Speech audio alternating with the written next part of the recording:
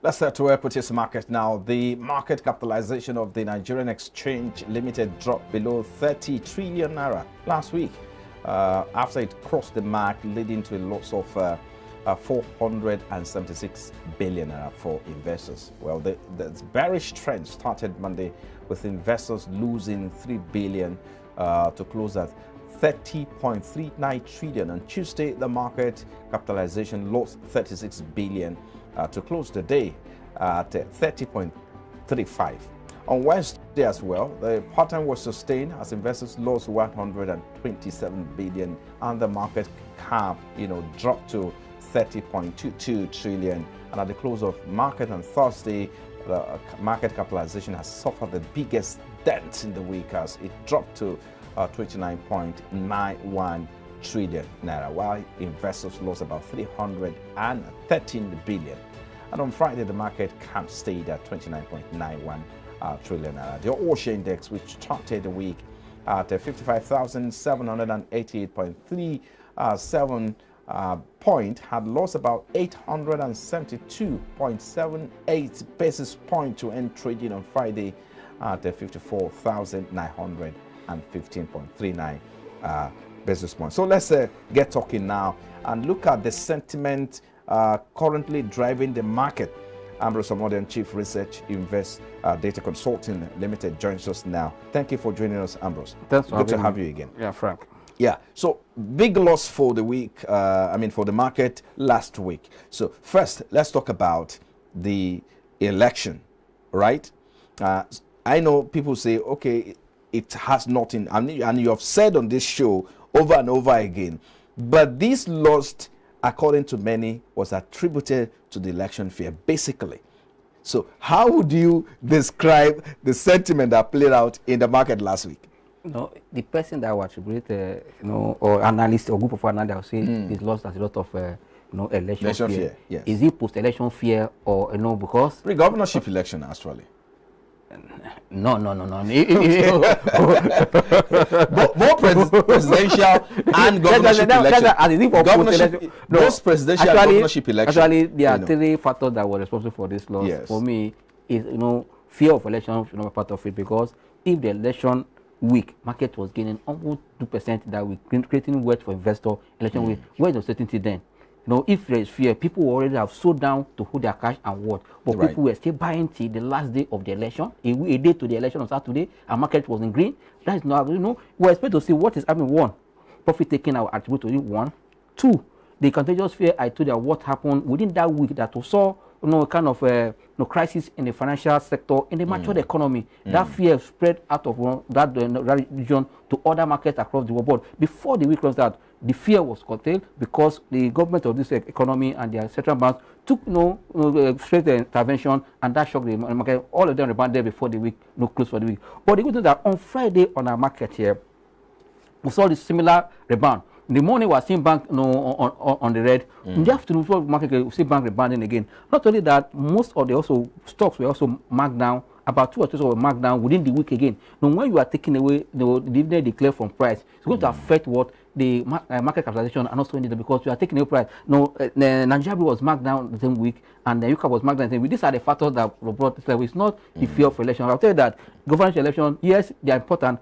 but that will not affect the market, because the market is looking at who is coming, the president, and we have seen that we have president-elect on waiting already, and despite there is cost issue here and there, we know that at the end of the day, we'll have who will step in on the 29th. There will not be a vacuum that will bring fear, because continuity is what every investment environment wants to see. When there is space, when there is vacuum, they might come to for fear that what is happening. But now that already, that means even though they are in court, for me, the one thing I told you that these three factors were responsible for what happened. And as long as the court processes and all the litigations are peaceful, no protests, no chaos, so it means that it will sustain investors' confidence to see exactly. The and only that also the government that is coming also. I've seen where there is loopholes, where there is a crisis that we need to reform. Also, the team also come along in the process. Not that the what we saw in 2015, I already repeated anywhere that this government will not do such mistake again, because Nigeria is battling with a lot of problems. To say another 6 months, another 3 months, another 2 months, we start, cabinet, we start moving on to business proper. Right. That would be very bad for Nigeria. That means,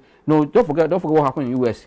The day where they're starting Biden in, the next day they hit the ground running. They didn't wait for, because even when they were campaigning, I need something to come so that as they're stepping in, they're waiting at least there, because I know yes, they have to give like some weeks or months, or at least a month for the National Assembly to to put their house in place in another, and let their leaders so that they can start training the minister. But once you have your cabinet on ground, you're not waiting for screening. What they are screening and they are confirmed, they come back and start hitting the ground. Because what an economy needs, and well, of course, capital market, which is a major part of the economy, what they need is policy statement, the government taking the right steps, putting the right people, seeing the caliber of people that are coming as minister, where are they going, and also if you look at the manifesto of even the three party, and I believe now that you have won, it's right to look at the A of this one, the A of this one, put it together again, part your own, and move, and that is for Nigeria. That's how people are clamoring for what?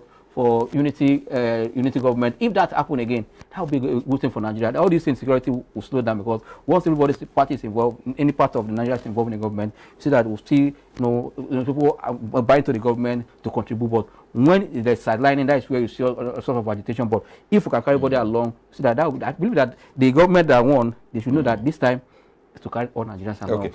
Let's get into the outlook of the week. What to expect? The equities market this week, post-election, just a day after election. So now, the post-election, I agree with you. Yeah, yes. So let's look at post-election rally and what is likely to play out this week. I mean, market lost about 1.59%, and you talked about the fact that it wasn't because of election, but because of profit taking and sell up and all of sell off in some shares. So, but this week, elections have gone as far as some people are concerned, done and dusted. Yeah, so I agree with you. And on the strength of results we're hearing now, I tell you that peace will return to where it's come, because one, people have voted in line of who they expected, and they are seeing the result, their choice. Their voting is counting now. That one is one. Two, again, the major thing that will shape the market this week is the outcome of MPC meeting today, tomorrow. This outcome of MPC will, but from look of things, like I told you last week, that if you follow the trend we have seen in the mature economy, yes, it's tomorrow and next tomorrow is for Fed to have their own meeting. Why ECB has had their own last week? They increased their interest rate to almost 50 basis points. Even when their own inflation has already started tapering, started slowing down, they still increase. Right. But here we see that there is a slowdown in inflation. Not that our inflation has started moving southward, but there's a slowdown of 0.09 for the month of February as a result of cash crunch and all those stuff. But we believe that at this point, that is we are in the meeting, it's not the right time for them to hike rates. But because CBN and the team has turned to what we call hawkish policymakers or small people, they might have to increase rates marginally, not as high as we have seen 100 basis points before now. But if it's not changed, will be a welcome development, so that they can find direction where the economy is going. Because after we have pulled back almost 2.3 trillion from the economy, you need to start to see the impact, and also you make sure that this money go back gradually to the economy to start driving the economy. What we saw that in the month of February, that for a whole month, our business activities dropped to below 50 basis points, around 44.7. It sent a signal that there's no liquidity in the system to drive our business. That means now that the CBN have agreed after the judgment of the Supreme Court, let's gradually start releasing this fund to the system. We know that yes, as funds come back, activity will start coming back again. But before the end of April, we have seen full business coming back. That is what I've done. This is not time for them, because if you hike rate at this point, you're going to even tighten the whole. And if you look at, according to CBN, if you look at the currency in circulation at the moment, it's not even up to $1 trillion, and that's about 982 billion at the moment. So the concern is that how do you now have release more of this note into circulation, into the economy between now and maybe at the end of or the beginning of next quarter. So that's also a concern as well. Yeah, I agree with you, but it can't just release money overnight. I can tell you that the strategy that you won't withdraw more than 20,000 naira from the counter, this one, they still there, but they know what they've done by bringing money back gradually. If we're still doing because they want to drive people to cashless economy. But now they have raised money. That means you can still. But the thing is that goal to extent have been achieved. Let's see that also let banks go ahead and increase and work on their infrastructure to make that there's no hitch, no traffic, no that. If that is one, gradually we'll come back to normal economy. But I tell you, between now and the end of the month, it's not enough for CBN to push it. But gradually, like I said, if people are getting money, the tensions are coming down, business coming back before the end of the first month in second quarter. The expectation is that the Fed is likely to jack up its interest rate a little bit. So while there's an expectation of that, do you think that the CBN MPC meeting today and tomorrow would like to take a cue from that? What is likely to happen, at the Federal Reserve meeting to maybe form a decision? I said earlier. I said since if you look at the CBN governor now and the previous last 2 years is different. Right. For last 2 years, it was like almost like a whole year there was no rate on change. But immediately we saw the war in Ukraine and Russia, and we started seeing the mature economy hiking rate. We delay like 2 months before we joined the queue. It was on May we started that. Since then it has been hike to date. For me, if they want to slow down, to see, because if they've hiked rate, we have not seen any part of it on inflation, and now they've gone ahead to do what they've done by calling back some funds outside the bank covers back to the system, and also gradually releasing to them. Let's see how this is going to work, and also impact the policy. For me, if I were in their shoe, I would like leave the rate unchanged for the first time for this meeting we're having. Subsequently, after like the next meeting, which is another 2 months to, would have seen what have changed in the system. We can now be thinking of either start coming down now or start hacking. But I know that there's also kind of a forecast or projection that if by June there's no subsidy removal, we're going to see a spike in rate. Then what are you going to do then? I think they're trying to watch it. That's why I said, for me, you have to sit down and watch now. Don't leave on just watch to see, yes, and see what happened in April.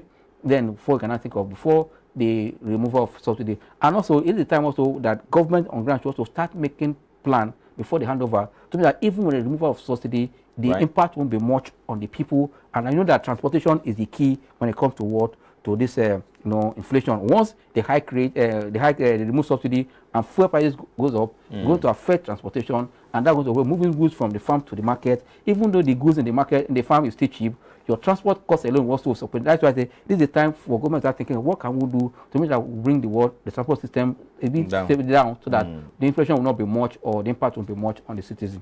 Okay, so let's wrap it up with this. I mean, yes, if we understand that the market, of course, we probably want to sit on the fence so that they can watch what will come out of the MPC meeting today and tomorrow before they can. So, yes, do you think it will defy the negative sentiment that was recorded, or do you think it will start building momentum from today? I believe the market will start building momentum from today. Actually, we started seeing it in some of the banking stocks this morning. So when the banks that have pulled back last week, I started going back because on Friday we saw the first audited accounts from the banks from Stanbic IBTC, and that was a good number in terms of performance. And that tells the investor that in every financial year is not at the previous. That's why, as an investor, don't look at the previous performance of any company to project. Because if you look at 2021, we saw that IBTC was struggling. But in 2022, you can see that they've bounced back fully, that at the end of the year, they have almost 6 naira 3 kobo as earning per share for a year. And they are paying 3 naira 50 kobo altogether. They paid 150 interim, they are paying 2 naira fine. Now that is altogether 350. For me, these are the things investors want to go. And knowing that banking sector will benefit from whatever that happened in this season, whether the first quarter result is coming, so that the bank has a way to benefit from it. Because as far as there's still transaction online, people are still paying charges. And banks also, because there was a slowdown in the month of February, let's cancel all those that are going to pay us our interest for that bank will still make money. Whether there's no business, you need to pay them their money. For me, I believe that investors now in Nigeria should look at those banks. That's why I expect also to see that at the end of the MPC meeting, the CBN should tell the Nigerian investor and Nigerian public the state of the banks. So that if we have seen what is happening in mature banks, you need to boost the confidence of the people, tell them the state of the banks we are overseeing, how healthy they are, and where they are going, and what how the measure we are taking to make sure that our banks will not experience what we saw in this matter. That is at the time. I think that's one of the key conversations which we expect the CBN to bring into their deliberation this week. But just a moment, I was going to let you go, but for the benefit of doubt, let's talk about sector sectorial fundamental strength in the markets this week. For instance, we saw that NGX consumer goods, NGX growth, appreciated by about 1.1% and 2.9%. Why NGS oil and gas indices and all of that, all of them close their change. Yeah. So do we expect same to continue, or there will be a change? Which one is likely to drive the market? I expect to see the banking sector supporting the market, and also we expect to see some result from the oil sector.